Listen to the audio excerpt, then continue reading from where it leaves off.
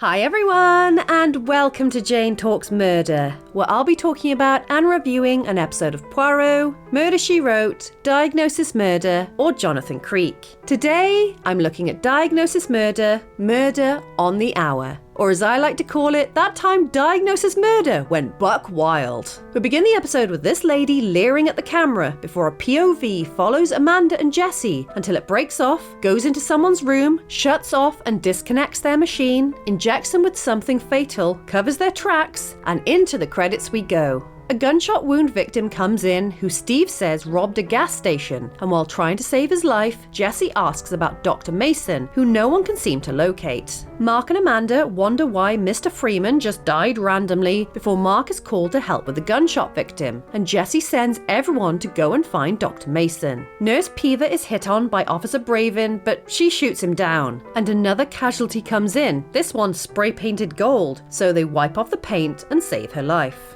Next time, try diamonds are forever.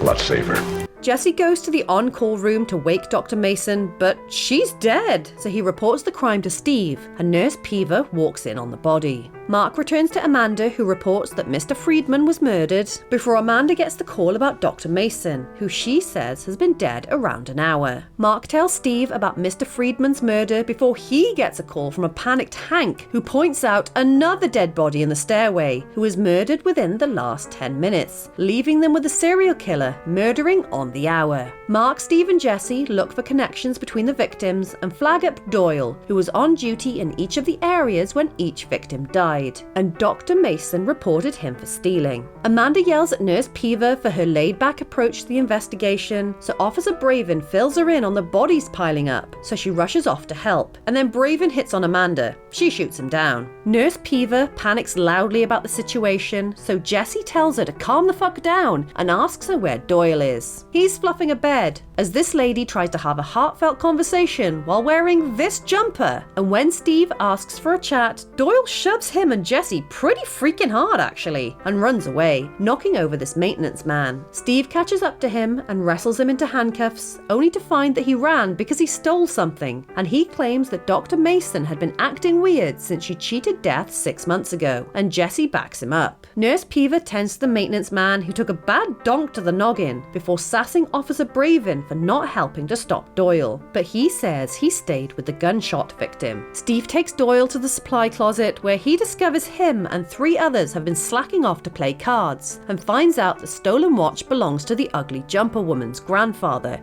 who he flirts with. Afterwards, he gets on the lift and finds Officer Jakowski not at his post, having gone for a smoke, and tells him off. Uh-oh, the POV is back. Amanda reports 3 deaths prior to the ones they know about, and Mark wonders why the victims were chosen and why on the hour every hour, until Steve mentions Dr. Mason's near-death experience, and Mark realizes that every victim had been brought back from the dead previously. But who could it be? Could be anyone. Even me. Steve, Mark, Amanda and Jesse run around trying to get answers, and Mark makes a plan, until 4 ambulances of burn victims come in, which stops them from being able to shut off some of the hospital. The police! You know you're here more than anyone. Well, I swear I didn't do it. Mark and Jesse flag Officer Bravin as having connections and access to the victims, but when they go to see him, he shoots at them, going through the door like a Terminator, and ends up shot by Steve, asking Mark to let him die. He says that when people come back from the dead, everybody suffers, because his dad killed his mum after being revived, and hints that Steve was the next intended victim. Mark realizes that Bravin came to the hospital the same time as Steve, so he had to have a partner, so goes to help with Bravin in the hopes that he'll talk, but he flatlines, and Steve gets yelled at by Jakowski for shooting his partner, who is now dead. The POV follows Steve down the hall, but then disappears until ugly jumper girl tries to strangle him, as she is Bravin's sister. Steve shows he's a hit with the women until this happens.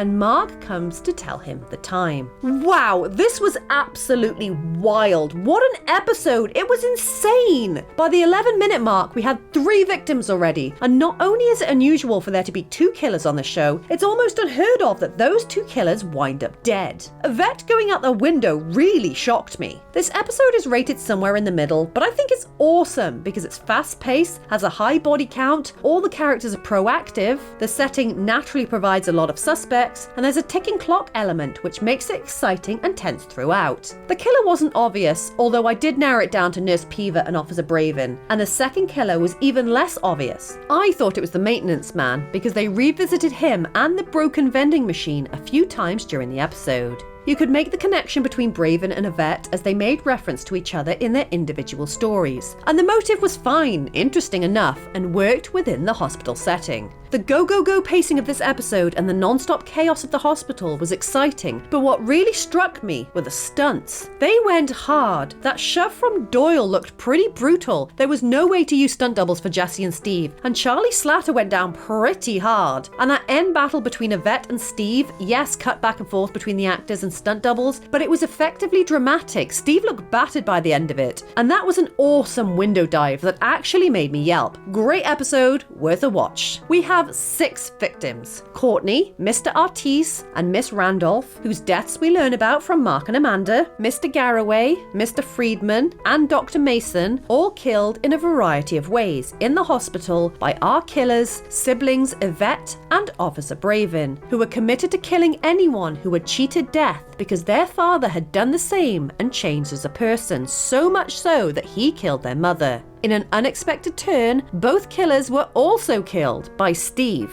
Officer Braven shot, and Yvette Braven tossed out of the window to her death. So there you have it. That was Murder on the Hour. Let me know your thoughts in the comments below, or come say hi on social media. If you enjoyed this video, then please hit that like button, it really does mean a lot, or consider subscribing if you want to keep investigating with me. Alternatively, feel free to check out my other YouTube channels. Thank you so much for watching, I'll speak to you soon, and keep an eye out for clues.